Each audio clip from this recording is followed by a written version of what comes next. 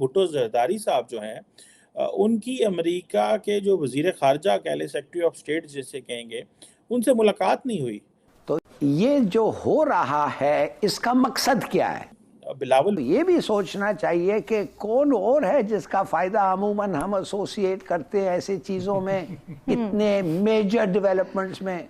अब पाकिस्तान के लिए ये बड़ी अजीब बात है कि फॉरेन मिनिस्टर वॉशिंगटन में हो और जब वॉशिंगटन में हो के मुलाकात नहीं हो रही और क्या हो रहा है कि सिर्फ टेलीफोन की कन्वर्सेशन हो रही है। इंडियन असल में यूरोपियन कंट्री में, यूके में, कनाडा, यूरोपियन कंट्री हो गए, ये ऑस्ट्रेलिया में हो गए, यहाँ पे बहुत ज़्यादा बड़ी तादाद में वहाँ पे है।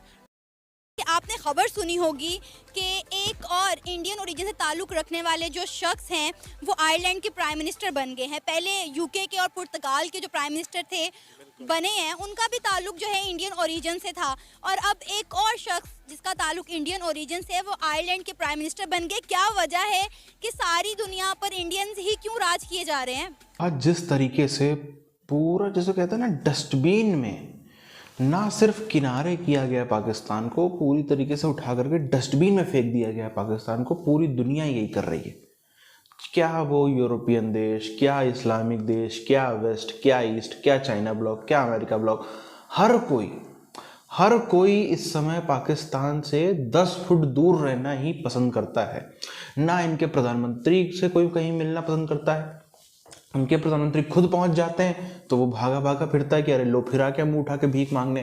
पूरी तरीके से आइसोलेट किया है और ये डिजर्व भी करते थे। मगर जो चीज़ आज हो रही है बहुत पहले हो जानी चाहिए थी। पाकिस्तान को बहुत पहले ही आइसोलेट, आज पाकिस्तान भीख मांगता फिर रहा है तो ऐसा नहीं कि 40 साल पहले कोई किसी देश को जाकर के सोना देता था, किसी को देश जाकर के तेल देता था, किसी को जाकर के बहुत एडवांस टेक्नोलॉजी देता था। हमेशा से भिखारी रहा है। सिर्फ कुछ हमारी भी गलतियां रही, कुछ दुनिया की बेवकूफ़ी रही, जिसकी वजह से ये इतने सालों तक जो है खिंच गया जैसे तैसे ये देश।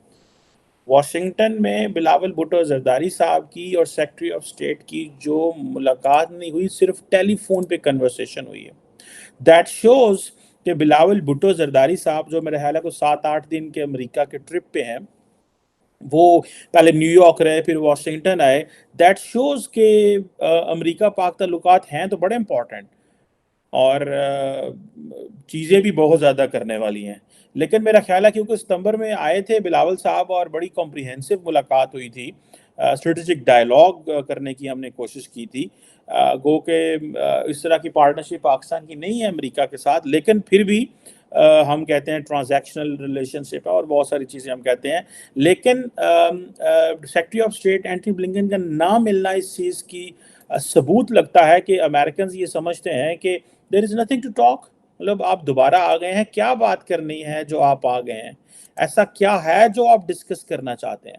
खुदा के लिए एक स्टेटमेंट दें और कहें कि हमें पता नहीं था और माफ़ी मांगे कि हमारे सिस्टम इतना बुरा था, और जिसको अगर पता था उसके बारे में मैं क्या कर सकता हूँ। सिंपल सी बात है, अगर आप इसको जिसे कहते हैं ना स्टडी कर सकें। यूक्रेन के जो सदर हैं, क्या नाम है उनका, ज़ेलेंस्की साहब, और वो देखें आपके ही इज़ हेयर, वो आए हुए हैं इधर अमेरिका में, और ज़ेलेंस्की साहब जो हैं उन्होंने एक ही दिन के अंदर, बेसिकली वो स्पेशल चार्टर में रहना जहाज़ पे आए हैं, अमेरिकन नहीं भेजा है, और 24 घंटे के अंदर वो अमेरिकी सदर को भी मिले हैं, उन्होंने कांग्रेस में भी खिताब किया है, वो सुप्रीम कोर्ट के जस्टिस से भी मिले हैं, वो कांग्रेसमैन ने जैसे कहा उधर भी हो गए हैं, वो जो है वो उन्होंने हर एक से मुलाकात कर ली है। भुट्टो साहब यहाँ पे 10 दिन से बैठे हुए हैं और ना कोई व्हाइट हाउस में मुलाकात है, मेरा ख्याल है कांग्रेस में वो एक गए हैं जगह पे, और बाकी वो थिंक टैंक्स में जो है वो अपना जिससे कह रहे हैं टाइम गुजार रहे हैं थिंक टैंक्स में जाके, और क्वेश्चंस भी कोई लंबे चौड़े वो नहीं लेते।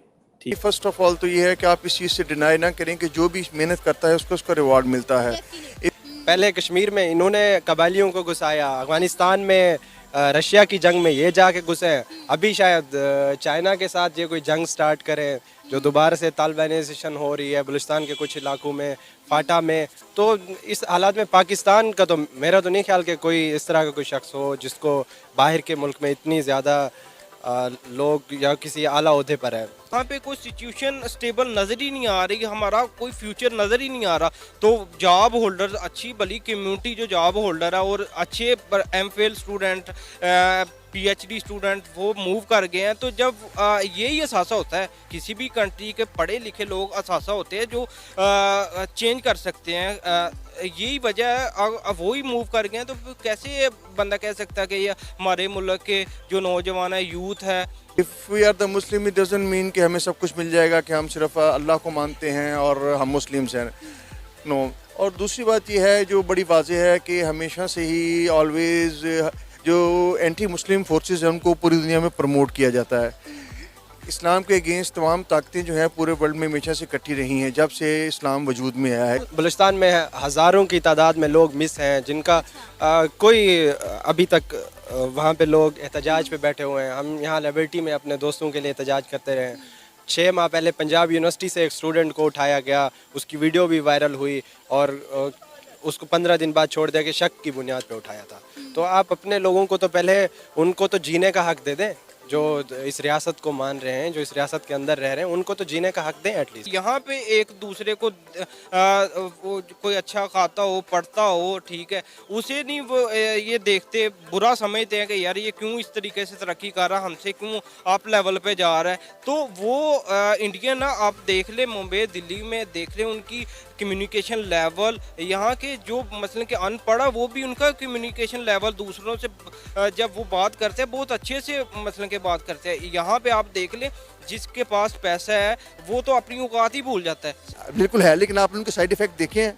मैं अब यहाँ पे वो बातें बोल्डली नहीं करना चाहता कि अरे एक करप्ट जज या जो भी हाई प्रोफाइल बंदा इंडिया में पीएम के कमरे में गया तो वो बाहर निकला तो उस ड्रेस में नहीं था। He was no more on seat, there is no distinction in the justice. ये रीज़न है और कोई बात नहीं है। करप्शन कहाँ नहीं है, बल्कि मैं कहता हूँ कि in the other countries all over the world बहुत ज़्यादा है, पाकिस्तान से बहुत ज़्यादा है, लेकिन वो लोग उसी को उसको डिस्कार्ड कर देते हैं। अपनी पॉलिसीज़ चेंज करें, अपने लोगों को जीने का हक दें, कॉन्स्टिट्यूशन के मुताबिक मुल्क को चलाएं। यहाँ पे तो एक पॉपुलरिस्ट इमरान खान की सूरत में उसको लाया जाता है और लोगों पे मुसल्लत किया जाता है। स्टूडेंट यूनियन बहाल करें ताकि एक नई नीचे से एक मिडिल क्लास लोग असम्बली तक पहुँचें, तो फिर ही मामला सही होंगे, ऐसे तो ठीक नहीं हो। अब कनाडा एम्बेसी में दुबई में इंडियन बैठे हुए हैं, पाकिस्तान का वीज़ा भी रिफ्यूज़ल रेट इसी वजह से ज़्यादा हो रहा है। पाकिस्तानी को किसी जगह पे भी प्रेफरेंस नहीं मिल रही, इंडियन को मिल रही है। इसकी एक सबसे बड़ी रीज़न ये भी है कि कई जगहों पे मेरिट्स को इग्नोर कर दिया जाता है सिर्फ मुस्लिम कम्युनिटी को दबाने के लिए, उनको ह्यूमिलेट करने के लिए, उनको इंसल्ट करने के लिए, उनको प्रेशर में लाने के लिए। और उनको पता है कि हमारे इस वक्त जो वर्स्ट एनिमीज़ कह लें या नंबर 1 एनिमीज़ कह लें वो इंडियंस ही हैं, हिंदूज़ ही हैं। आजकल आप देख भी रहे होंगे चैनल्स के ऊपर, स्पेशली वो जो शाहरुख खान की फिल्म आ रही है उसके हवाले से भी आपने देखा होगा कि वो किस कदर रिजिड और किस कदर वर्स्ट एनिमीज़ हैं मुस्लिम्स के। तो एक थिंक टैंक काम कर रहा है पूरे वर्ल्ड में, ऑल ओवर द वर्ल्ड, यही देखता है कि मुसलमानों के जो क्या कहते हैं बदतरीन दुश्मन वर्स्ट एनिमीज़ कौन है, ताकि उनको प्रमोट किया जाए विदाउट स्क्रीन पे आए बगैर। अभी आपने जिन मल्टीनेशनल ग्रुप्स के नाम लिए हैं, ये नहीं है कि उन लोगों में बहुत ज़्यादा एबिलिटीज़ हैं, स्किल्स हैं, मुस्लिम्स भी क्यों में हैं, लेकिन उनके ऊपर टैग हैं मुस्लिम के। हालांकि नासा में भी बहुत से मुस्लिम्स हैं जो बड़ी अच्छी क्या कहते हैं पोस्ट के ऊपर काम कर रहे हैं। हम अगर इतिहास उठा करके देखें दोनों ही देशों का, भारत हो या पाकिस्तान हो, 47 के बाद से 80 का दशक आते आते भारत ने शायद, अगर आप इतिहास उठा करके देखोगे, साफ नज़र आता है कि भारत ने ज़रूरी ही नहीं समझा कि हमको डिप्लोमेसी अपनी दुनिया भर से बनानी भी है। क्या होता हुआ हमें नज़र आता है, अलग अलग देशों में होता था, खैर यही अलग अलग देशों में हमारे लोग जाते थे, जहाँ से कमीशन मिलता था वहाँ से हथियार लेकर के आते थे। क्यों? क्योंकि जो नेता थे हमारे देश के, उनको कमीशन मिल रहा था, उनके अपने खातों में मोटा कमीशन आ रहा था। इसके चलते थर्ड क्वालिटी के कई बार हथियार हमारे देश में लाए गए हैं, या कम से कम कोई चीज़ अगर हम जिसके 1000 रुपये चुका रहे हैं, 1000 रुपये चुका करके हम 700 रुपये वर्थ वाली चीज़ ले आते हैं। तो फॉर एग्जांपल इससे आप समझ सकते हैं कि मैं क्या कहना चाह रहा हूँ। तो ये हमारे यहाँ पे हमेशा होता रहा कि जिसका जितना दाम उससे महंगे पे खरीदा हमने। क्यों खरीदा? क्योंकि नेताओं की जेब में पैसा जा रहा था। इसी तरह से आप देखो, हमारे यहाँ पर पहले तो 80s तक हमारा किसी से भी अलाइनमेंट ही नहीं था। हम ही थे दुनिया के जैसे बादशाह, हमारे नेताओं से समझ रखा था कि हम ही दुनिया के बादशाह हैं, हमें किसी से अलाइनमेंट करने की ज़रूरत ही नहीं है।